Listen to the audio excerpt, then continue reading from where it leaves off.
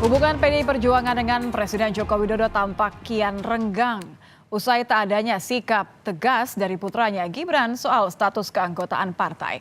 Juru bicara tim pemenangan nasional Ganjar Mahfud, Ciko Hakim menegaskan, TPN siap menangkan pasangan Ganjar Mahfud tanpa sosok Jokowi. Ciko tak risau dengan status Gibran sebagai bacawa pres Prabowo yang mengisyaratkan dukungan Jokowi. Pencalonan ini justru membuat tim ses menganggap Jokowi tak lagi bersama mereka. Tim pemenangan nasional Ganjar Mahfud menegaskan siap menangkan pasangan Ganjar Mahfud di Pilpres dengan atau tanpa dukungan Jokowi. Kami sebenarnya sudah selesai tentang sikap Pak Jokowi yang kami sudah anggap sudah tidak bersama kami lagi. Jadi kami sudah siap untuk memenangkan Pilpres ini dengan atau tanpa Pak Jokowi mendukung Pak Ganjar. Jadi ini bukan pertanyaan yang baru lagi buat kami, karena kami sudah mempersiapkan segalanya untuk memenangkan ini. Dan memang dalam visi dan misi kami maupun strategi-strategi kami tidak pernah memasukkan unsur dukungan dari Presiden Jokowi sendiri.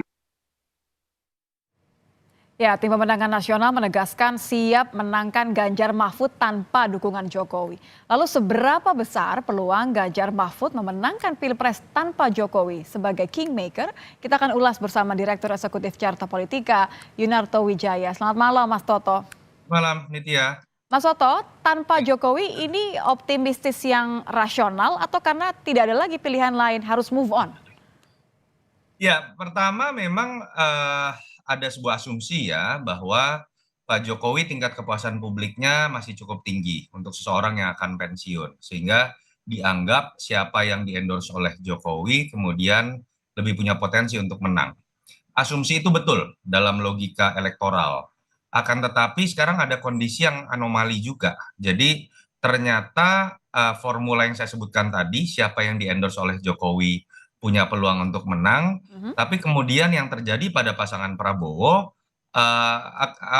melewati batas dari yang kita sebut sebagai formula endorsement tadi. Karena ternyata yang dilihat bukan sekedar Jokowi mendukung, tapi anaknya yang dimajukan menjadi seorang calon wakil presiden. Di situ ada dua persepsi yang bisa muncul. Satu, betul itu bisa menegaskan dukungan terhadap Jokowi kalau sudah anak yang tampil, ya sudah pastilah kalau seorang ayah atau ibu 17 Dukung anaknya ya. lomba anaknya aja itu bisa semangat sampai habis-habisan naik, apalagi Pilpres gitu kan. Yang kedua, tapi juga kita tahu di kalangan pemilih kritis, kelas menengah dan mungkin masyarakat awam juga melihat ini berlebihan, keserakahan, kerakusan, apapun lah bahasa yang muncul. Sehingga kalau kita baca dalam media monitoring, sosial media monitoring, big data, 3 minggu terakhir itu kan ramai dengan perbincangan mengenai majunya Gibran dan itu tonnya negatif. Jadi apa yang tadinya bisa menjadi sisi positif saja dalam endorsement Jokowi, sekarang juga memiliki sentimen negatifnya. Apakah akan lebih kuat sentimen positif atau negatifnya keberadaan Gibran sebagai calonnya Prabowo, itu akan bergantung pada narasi yang berkembang nanti. Apakah publik akan bisa menerima atau publik kemudian melihat ini sebagai sesuatu yang memang malah membuat mereka tidak mau memilih Prabowo lagi gitu. Dan kalau kita lihat misal ya dari si Pak Prabowo, di satu sisi ada potensi mendapatkan suara Pak Jokowi. Andai kata misalnya ada pemilih Jokowi yang misalnya nggak masalah politik dinasti, ya, loyalis artinya ya. tetap pilih misalnya, fanatik buta misalnya. Tapi kan ada juga pemilih Pak Prabowo yang kita tahu kebanyakan masih berasal dari pemilihnya di 2014-2019 yang anti Jokowi. Bisa jadi itu malah kabur gitu loh. Oke. Nah, ini yang membuat Artinya gini, bisa jadi justru malah karena langkahnya Jokowi mendukung anaknya Gibran, bisa jadi justru malah mematahkan dukungan yang loyalis terhadap Prabowo, begitu maksudnya? Betul, dan kalau kita baca di survei, semua lembaga mengatakan simulasi Pak Prabowo itu paling tinggi bukan dengan Gibran, tapi dengan Erick Thohir. Lalu kemudian dengan Ibu Khofifah, dengan Gibran itu memang memancing sebuah kebingungan dan potensi kaburnya sebagian captive market Pak Prabowo. Disitulah peluang dari pemilih Mas Ganjar untuk bertambah dan juga bahkan pemilih Mas Anies untuk bertambah itu malah bisa terbuka. Akan Oke, bergantung ini dari menarik Mas bagaimana Toto. Kalau Nah, Anda katakan soal peluang, efek kejut itu kan biasanya kan ya 50-50 ya, artinya bisa bisa works gitu atau bisa juga malah tidak. Kalau Anda lihat, ini dilihat sebagai celah yang bisa dimanfaatkan oleh TPN nggak, oleh pasangan Ganjar Mahfud nggak? ya, di satu sisi memang ada potensi apa ya kekagetan juga dari sebagian pemilih Jokowi ketika ternyata yang tadi memilih Ganjar misalnya, oh ternyata beneran nggak milih Ganjar. Itu resiko psikologis yang harus dihadapi. Tetapi peluang, apalagi ketika berbicara putaran kedua, sekarang menjadi terbuka. Dulu ada logika linier, seakan-akan bahwa ketika Ganjar dan Prabowo, dua survei tertinggi masuk putaran kedua, pemilih Mhm. Anies lebih mungkin untuk bergabung dengan Pak Prabowo karena Mhm. sentimen historis. Tapi dengan bergabungnya Pak Prabowo dengan Gibran, musuh bersamanya ini kan tidak lagi sekedar menjadi PDI Perjuangan.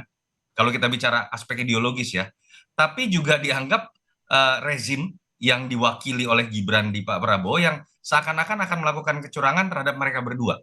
Pada titik Oke. itu, bukan tidak mungkin putaran kedua ini basis masa Mas Ganjar dengan Mas Anies yang tadinya sulit dengan adanya sekat sentimen historis itu malah menjadi terbuka sekarang ruangnya untuk mereka menjadi bergabung. Hmm, jadi kalau timingnya ini kan sangat dinanti ya, apalagi kan masih saling tunggu nih kesannya soal KTA-nya Gibran. Menurut Anda PDIP harus siapkan strategi seperti apa? Sudah siap tanpa dukungan Jokowi, tapi kan nggak bisa hanya mengandalkan narasi ini saja. Sebenarnya simpel ya. Ketika katakanlah orang puas dengan Pak Jokowi pun, harusnya kan dalam tataran rasional, orang mencari sosok yang kemudian dianggap punya kemampuan dan punya karakter kepemimpinan mirip dengan Jokowi. Kalau kita bicara jujur, apakah karakter itu ada di Pak Prabowo? Pak Prabowo dengan Pak Jokowi itu dua karakter kepemimpinan yang berbeda sekali. Makanya mereka bertarung dalam dua pemilu. Ya, Latar belakangnya juga sangat berbeda, visi misinya kita tahu sangat berbeda. Pak Prabowo tapi sangat kan ada mengkritik Gibran. kartu dan lain-lain. Ketika bicara Gibran pun kan nggak mungkin kita kemudian melihat orang Indonesia seperti orang yang ada di Korea Utara atau orang yang ada di negara-negara otoriter yang memandang bahwa kemudian keberlanjutan itu harus diterjemahkan menjadi politik darah biru. Itu seperti merendahkan pola pikir masyarakat di Indonesia ya, yang sebenarnya kan udah 25 tahun ada di alam reformasi, cenderung agak menolak politik darah biru. Itu yang saya sebut tadi sebagai langkah offside dari Pak Jokowi kalau punya niat untuk membuat keberlanjutan, tapi diterjemahkan dengan politik darah biru. Orang melihat, oh ini berarti bukan tentang sekedar melanjutkan pembangunan, Hmm. tapi upaya membangun politik dinasti dan memang ingin melanggengkan kekuasaan. Itulah yang menyebabkan mengapa pada titik ini sisi positif dari endorsement itu juga akhirnya memiliki sisi negatifnya. Peluang dari Mas Ganjar menjadi terbuka kalau mereka berhasil membangun narasi yang kuat bahwa apa yang dilakukan oleh kelompok sebelah adalah sebuah apa ya, katakanlah sebuah kesalahan dalam demokrasi. Di sisi lain juga mereka harus memperkuat persepsi di publik bahwa Ganjar dan Mahfud yang memang bisa memiliki kapasitas untuk melanjutkan Jokowi dibandingkan pasangan lain, termasuk dibandingkan dengan Prabowo Gibran, walaupun ada anaknya Jokowi. Oke, tapi artinya tetap bisa, gini dong, nggak bisa dikhawatirkan saja kalau narasi playing victim ini kan juga masih ada di permukaan ya, Mas Soto ya, nggak bisa hanya dengan itu aja dong berarti. Malah jangan, Ganjar harus menunjukkan posisinya dia tidak terpengaruh ketika tidak ada Jokowi. Pak Mahfud adalah pilihan tepat dalam konteks ini dibandingkan dengan nama-nama lain yang dulu kita sempat dengar akan menjadi cawapres Ganjar. Pak Mahfud itu simbol independensi, simbol independen. Sosok yang kita tahu nggak bisa diatur oleh siapapun dan punya karakter yang sangat kuat. Jadi kalau menurut saya sekarang malah poinnya harus dimanfaatkan nothing tulus. Mereka satu bisa berbicara melanjutkan apa yang kemudian sudah jadi keberhasilan Jokowi, tapi juga mulai bisa berbicara mengenai ketika ada kegagalan yang dialami oleh rezim Jokowi, kami siap untuk melakukan perubahan. Yang itu agak sulit dimainkan oleh Prabowo Gibran karena mereka akan ada dalam payung apapun ikut Jokowi 100% seperti bebek gitu ya. Lalu kemudian buat Mas Anies juga ada keterbatasan Ya. berbicara mengenai keberhasilan Jokowi dan melanjutkan itu bisa jadi sebuah persepsi negatif di Oke. masyarakat pemilihnya yang cenderung memang anti Jokowi. Kita lihat nanti bagaimana kalau di putaran kedua akankah kemudian berubah pemetaannya. Terima kasih Mas Toto sudah bergabung bersama kami di Kompas Malam. Selamat malam Mas.